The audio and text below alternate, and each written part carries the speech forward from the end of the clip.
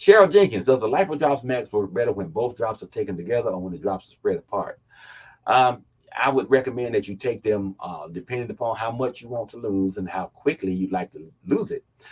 You take it with at least once a day, but people sometimes will take it before breakfast and before dinner. If you want more aggressive weight loss, before each meal, breakfast, lunch, and dinner.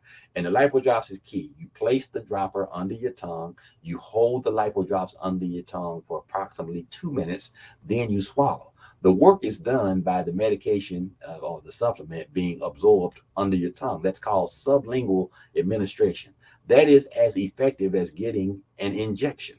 And that's why this product was developed, because there's an injectable weight loss product called Lipovite that's very popular. When you see the term medical weight loss, that is one of the things that they use in medical weight loss clinics across the country.